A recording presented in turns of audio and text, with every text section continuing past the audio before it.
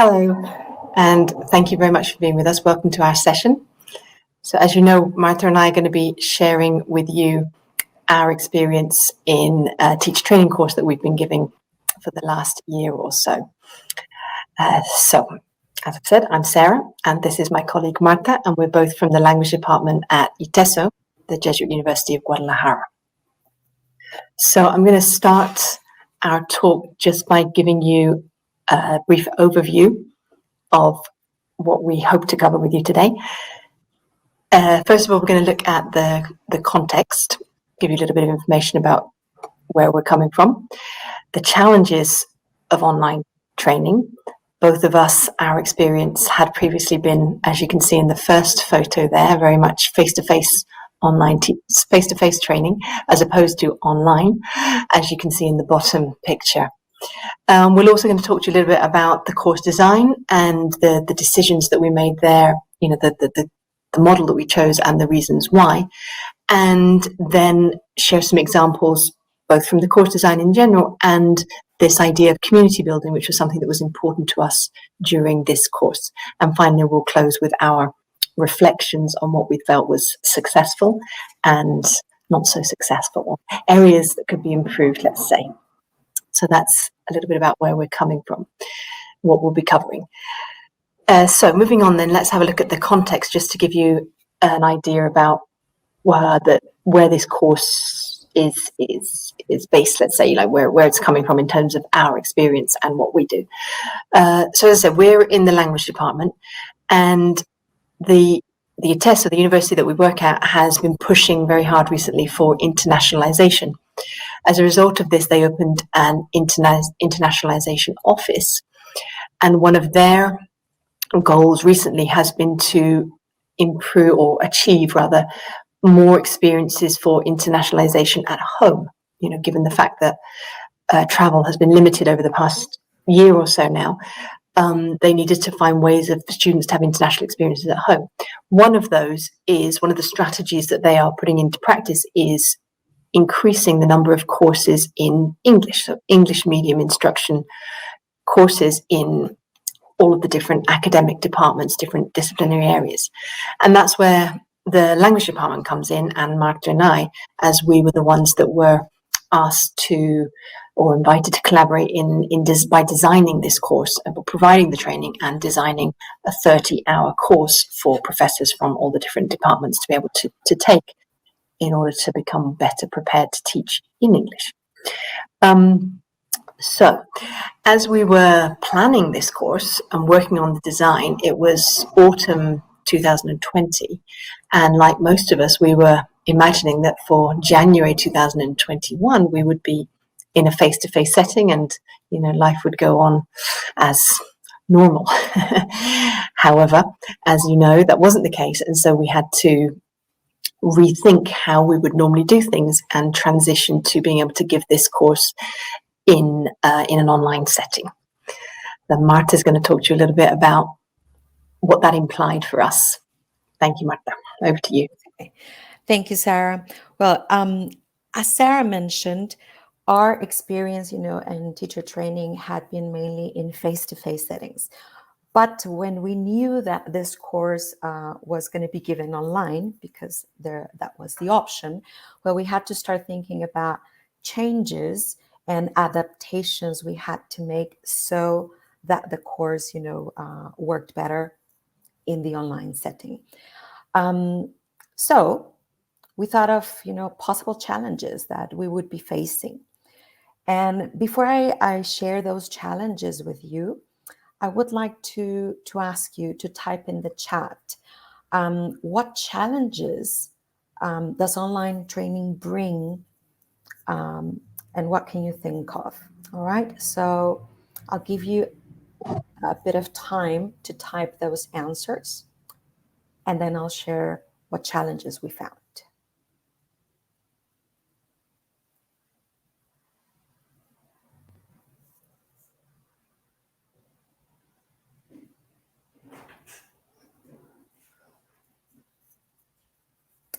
Okay, thank you very much for sharing some answers. I'm pretty sure that You will see some similar things, between what you just typed and what we'll be sharing with you right now. Okay, we consider that most of these aspects are a given in a face-to-face situation, but not in an online one. So that's why we had to think how to achieve them. And I'll start with interaction. We had to ensure, that there was a variety of interaction patterns, and of course that no one was left out as we were going through the sessions.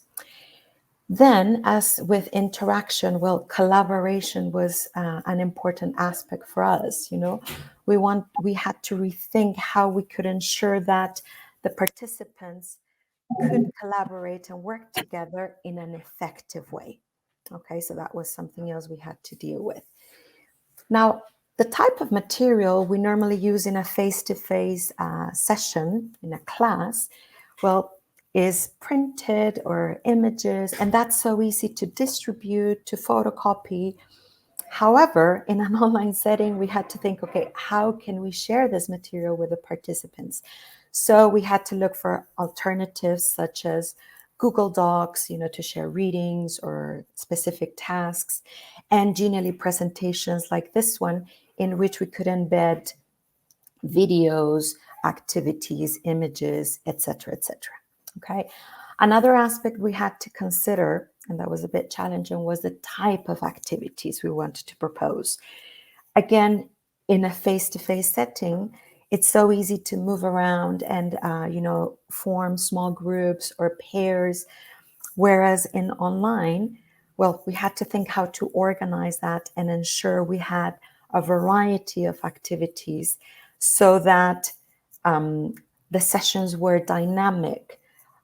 Even though we were in front of a screen, well, we tried to make sure that there was a variety of activities going on and that it didn't feel so monotonous for the participants. Okay. Now, another big challenge was how to achieve that sense of community. We know this is quite important when we are teaching face-to-face, either with students or teacher training, working with teachers. So for us, it was an important aspect to consider so that, everybody felt part of the group. That sense of belonging to the group was something we really wanted to achieve. And last but not least important, we wanted to foster a safe and empathic learning environment. We know this is essential for learning to happen.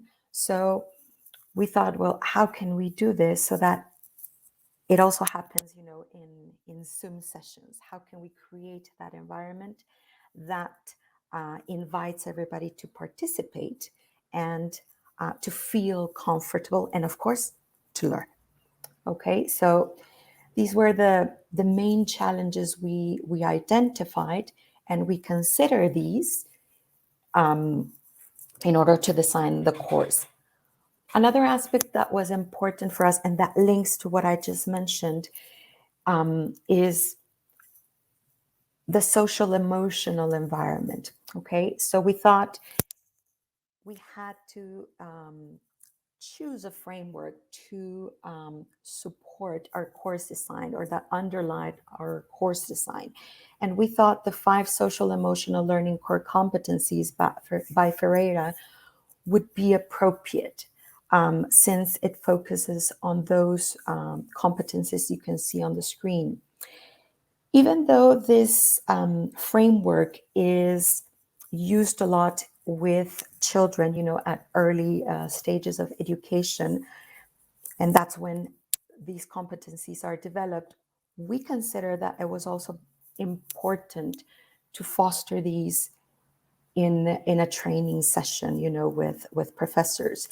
And that's why we consider this framework to choose activities, to design the course, because we thought that was going to help us, create that atmosphere and that safe environment that we wanted to have from the very beginning for the professors. Okay, so having said that, Sarah will now tell us a little bit more about the course design. Over to you, Sarah. Thank you, Marta. Yes, so as you can see from what you've got on the screen there, the model that we chose for the sessions within this course was a pre-while post model, which most of us as English language teachers are quite familiar with, as we use it often, particularly when working with reading and listening, for example. You have your pre-reading task, your while reading, and then your post-reading to help your students work through and make the most of the material and the learning experience. We decided to use this as the model for our sessions, for each session. So within the overall course design, this was the model we chose for each session, because we felt that this pre-session, then the while is the activities during the session, then post-session activity. We felt that this model would help us to solve, to some extent at least, some of those challenges that Marta was just talking about with you.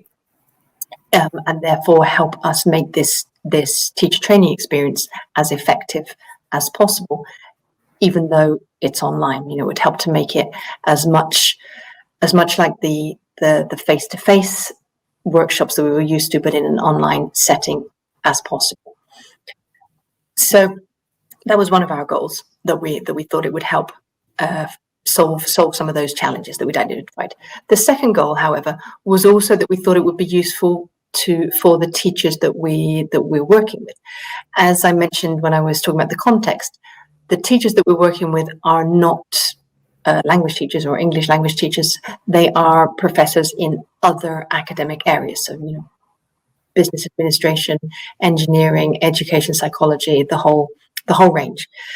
And of course, they've all got very different teaching experience and training, if they have any specific actual teacher training at all, or some of them simply are from their professional area and they come and give classes to share their professional expertise. So we thought that this model might be useful to them in giving them this helpful structure in their classes in general, but in particular due to the situation that we were in at the time of planning the course, where teachers had been transitioning or had already transitioned to online from the traditional classroom experience to online due to the pandemic, as we all know. And although they were, we were all working now in this online mode, some teachers, still hadn't yet quite found their online teaching style, online persona, whatever. And we felt that this structure might help them in their online experiences, and that it would be something that they could replicate with their groups, and that they might find it useful. So those were the two goals that we had in choosing this particular model to use, the pre, while, and post. Okay, so I'm going to we're going to walk you through each of the different stages. And first of all, I'm going to look at the pre-session activity with you. So here, as you can see, the kind of three concepts that we were thinking about here, or the role that we hope this pre-session activity would have, were to do with preparation, engagement, and confidence. Yeah. As I said, the idea of the pre-session activity is that they would do it before the session. Okay, so not at the beginning or during, as would be if you were doing a pre-activity with your students in an English language class. But the idea here is that it's pre-session. Okay, and so in terms of preparation, we wanted participants to have activated their prior knowledge beforehand, so before coming to the session, in order to help them to connect to the session's topic more easily and quickly on beginning the session. Okay. Secondly, engagement.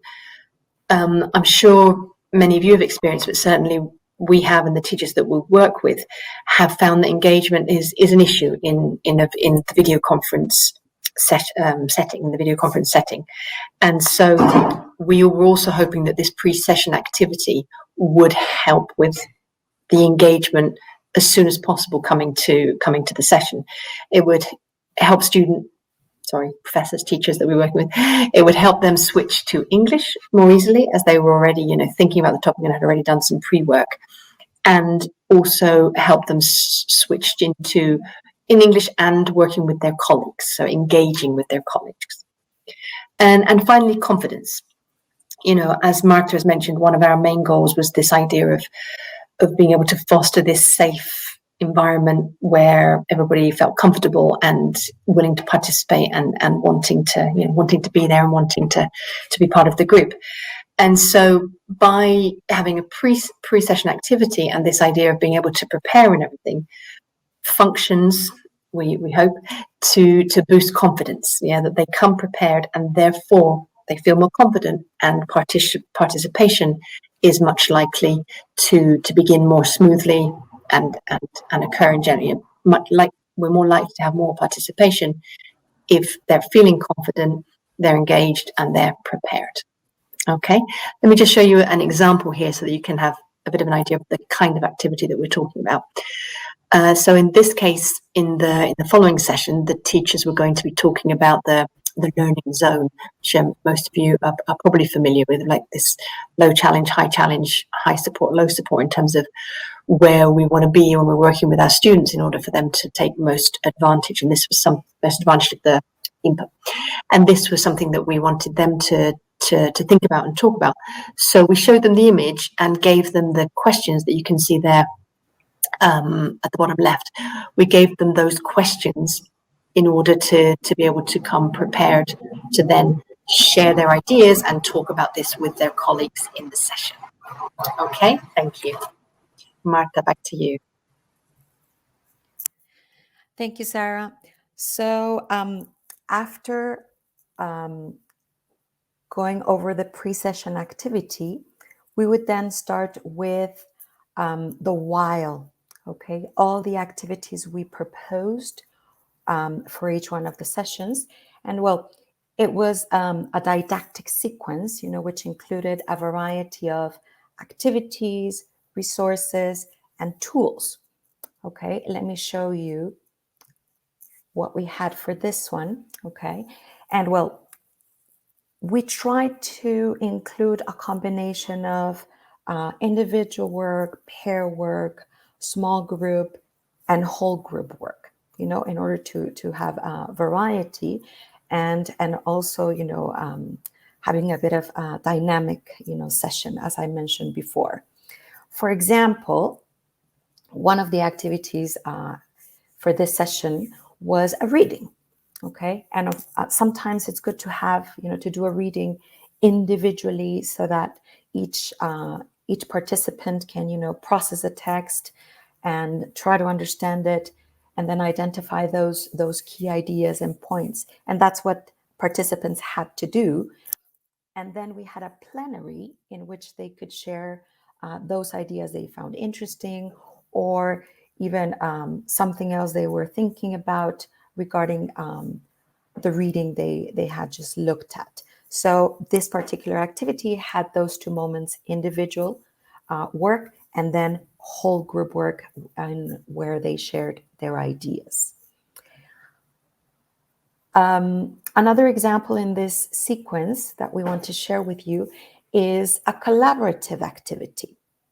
In this session, we were talking about the language that we use in the classroom, both professors and students, and how important it's to have a reference, of useful phrases that the professor and the student can use.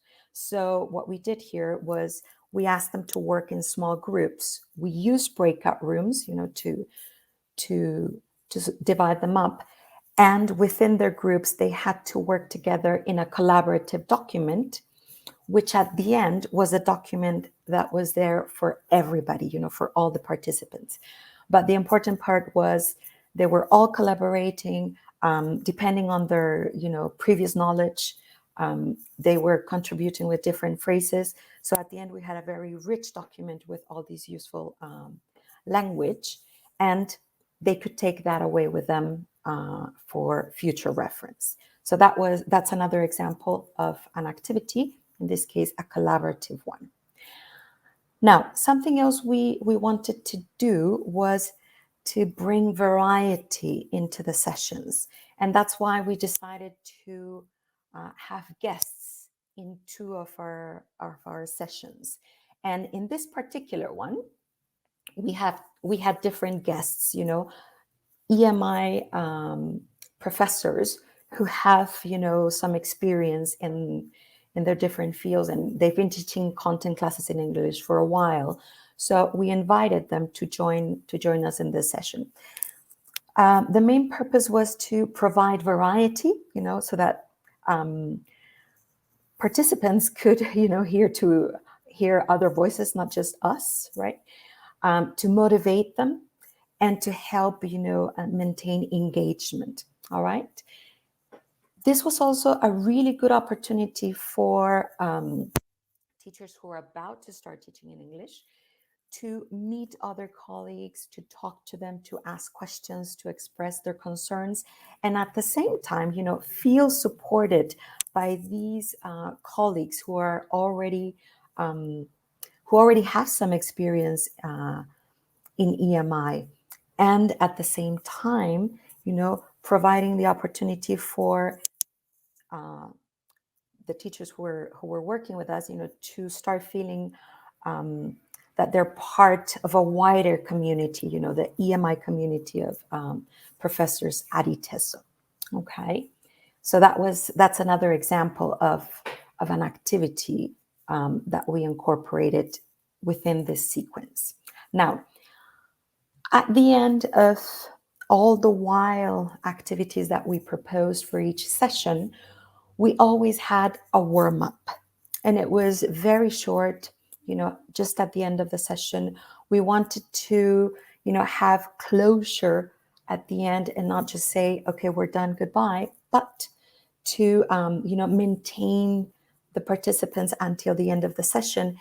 And at the same time, create that sense of community, like we're here together, we started, this is the end of today, and what can we share, at the end of this session. We had simple questions such as the ones you can see on the screen, like, what did we see today? We wanted to summarize a little bit what was covered in each one of the sessions. And we also liked asking them, how do you feel, at the end of the session, acknowledging feelings. It's quite important, to create that sense of community as well. Okay.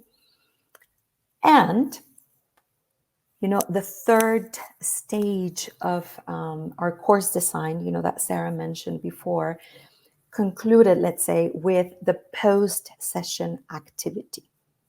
Okay.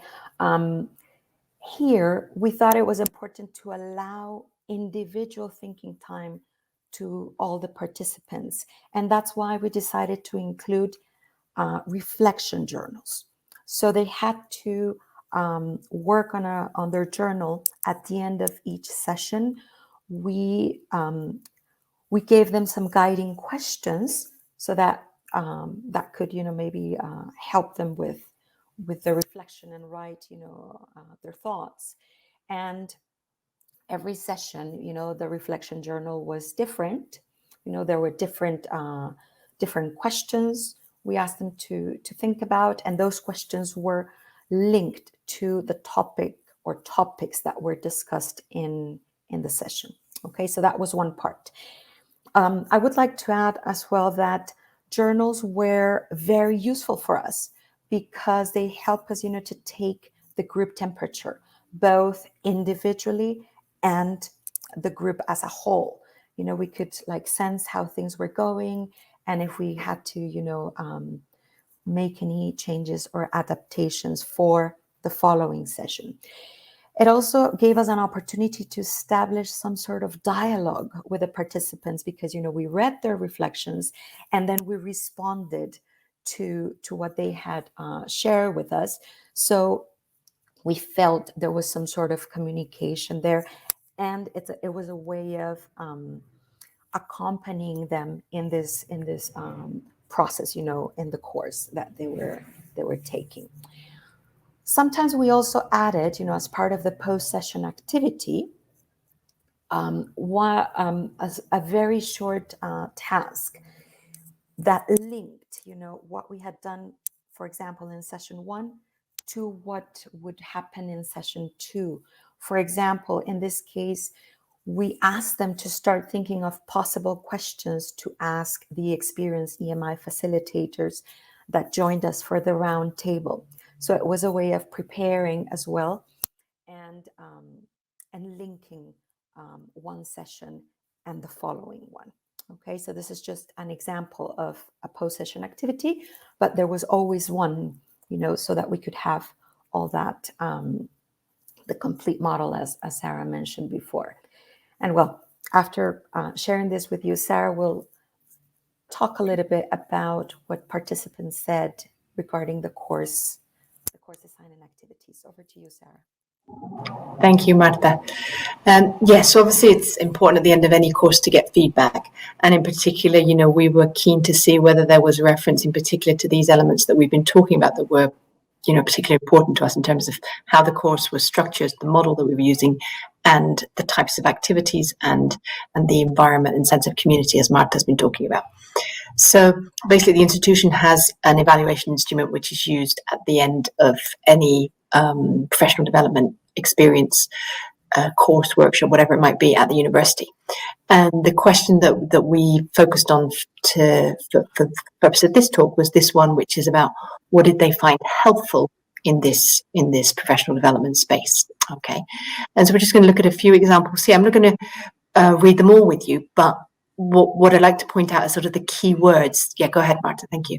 The key words that have come out in some of them that relate specifically to the things that we were looking for, we were aiming for, let's say. For example, as you can see here, this idea of building a sense of community is identified. Also, activities to do with reflection, analysis, and peer feedback, peer communication. And you can also see there the mention to the journal that Marta was just talking about, where it talks about the follow-up, the written follow-up in the journal as a means of reflection. Yeah, these are in Spanish, obviously, because that's the language that the professors were using outside of the course for obvious reasons. But obviously, if anybody has any questions about anything specific to do with the Spanish, please feel free to ask us later. Thank you, Marta. You can have a look at another one. Again, here we've got this idea of compartiendo, sharing ideas with colleagues, and also what we were looking for, the idea of the model, the sequencing, how we organized the sequence of the sessions being useful as well as an example for them. If you remember, that was one, as we said, was one of our goals, and we can see that there. Thank you, Marta. Similarly, here we've got reference to learning through the example itself, learning by example, and also recognition of the fact that there were lots of different types of activities. So there was variety, even though we were limited to the screens, windows on a screen. We're still able to achieve this variety that we're looking for in order to keep people engaged and motivated and interested. Thank you, Marta. Again, another reference to the structure, which is good to see, and the idea of the sequence proving useful. And as we said, it seems that some people are actually, taking that and using it themselves.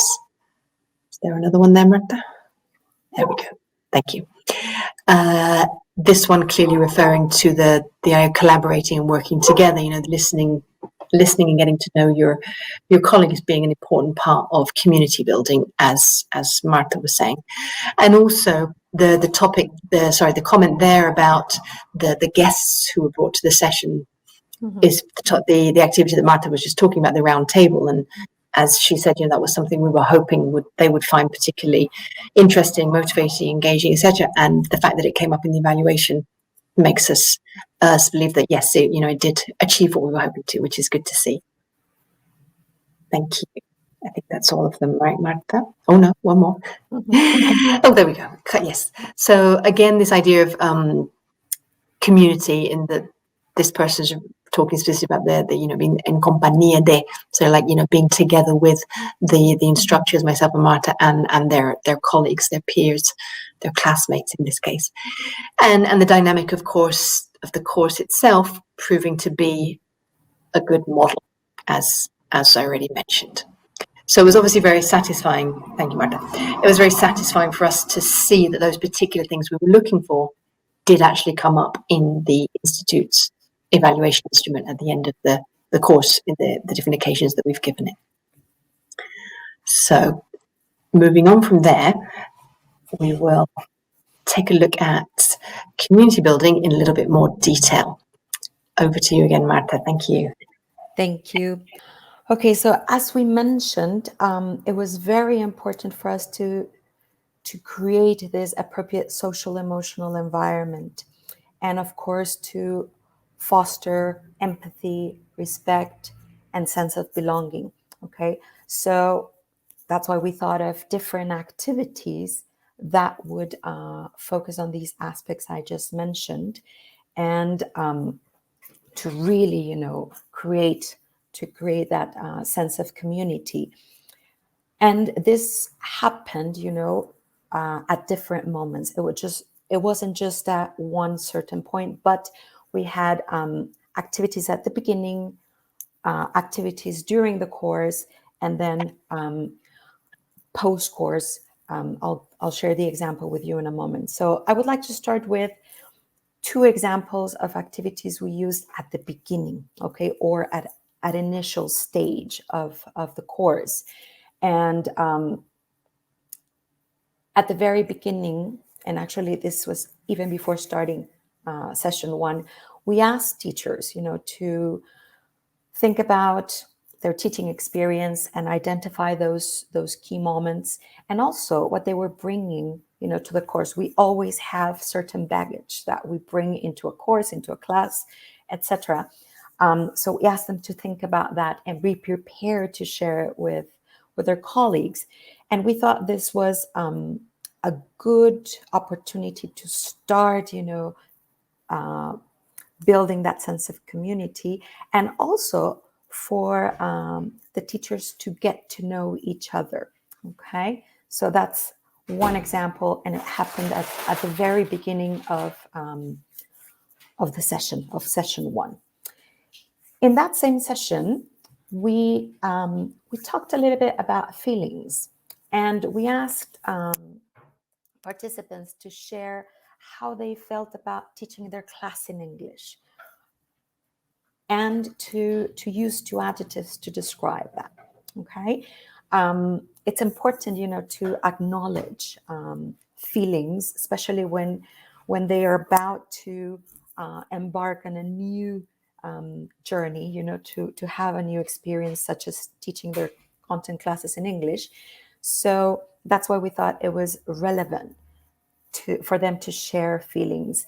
And it was good because they could identify, similarities between them. And I think that was, or we felt that was a way also of starting, with that sense of community, because, okay, we share the same feelings, we feel the same. Obviously there are differences, but this starting point was essential for us in each one of the groups. Okay. Then during the course, we had different activities, but we're going to share two of them with you. One is, talking about experiences. If I'm not mistaken, around session 4, we start talking about materials development. And of course, the participants already have teaching experience and they have experience with materials. So that's why we wanted them to share it with their colleagues.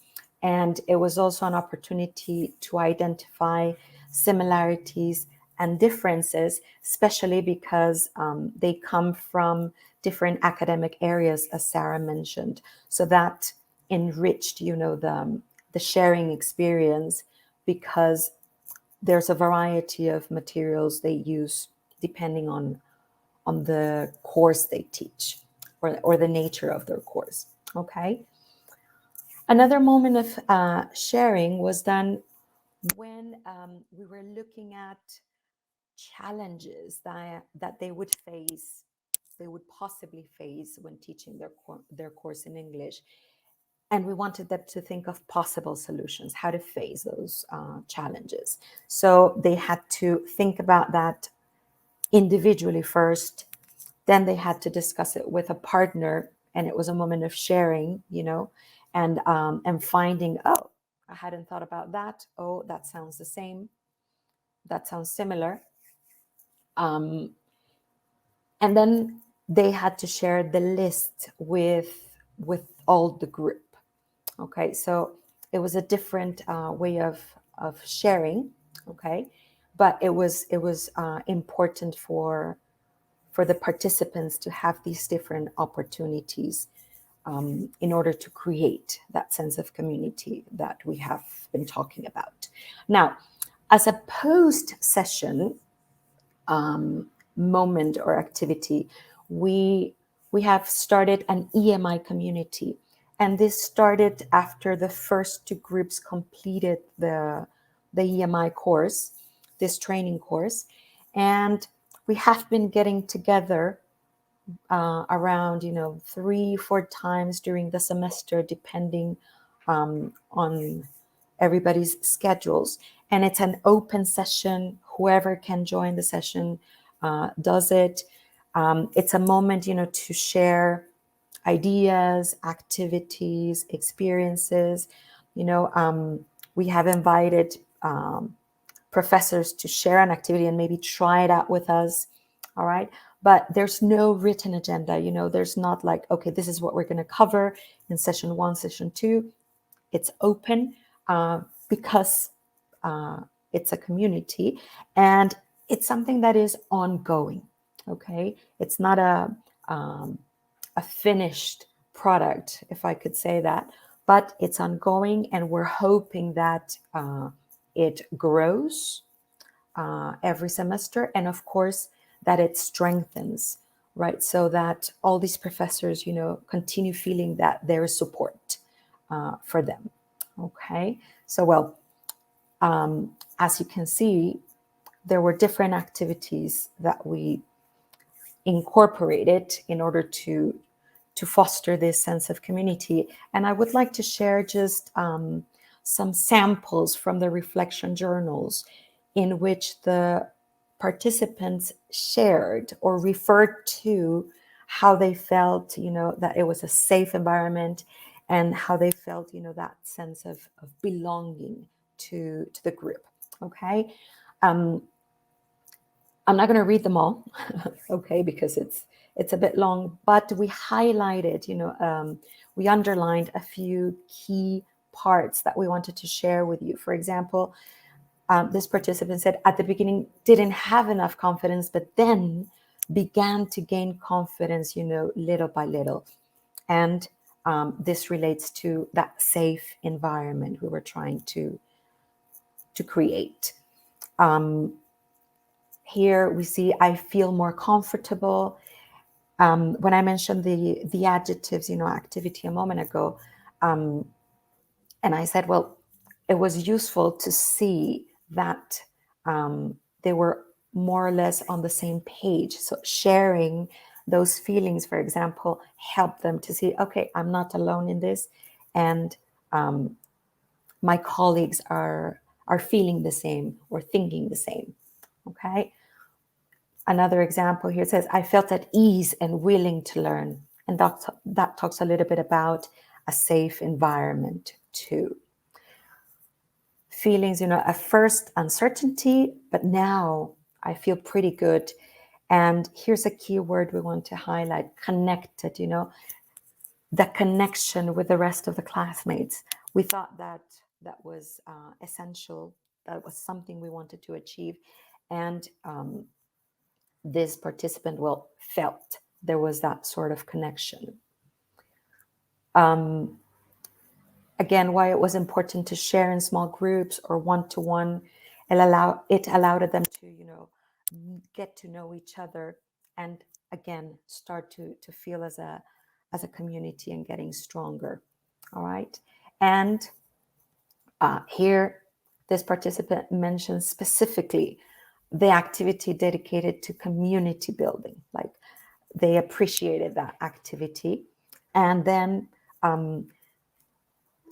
like using them, or the intention of using them in their courses made was something that we also wanted to achieve. Not so much community building, but it was something that we were interested in. Okay, so well, those are just a few ideas from the reflection journals that we wanted to share with you, and Sarah will carry on talking a little bit more about this. Over to you, Sarah. Thank you, Marta. In the interest of time, I think we're going to have to skip this one, but I'm just going to say very briefly that the points that we've got highlighted here in terms of reflection, peer feedback, and reduction of anxieties being benefits of collaborative learning, we feel that those were achieved in the course, and hopefully you've seen a few of those things from the comments and feedback that we've shared with you. So moving on quickly to our final reflections. As we said at the beginning, there's always the good and then the things that could be improved, the not so good, let's say.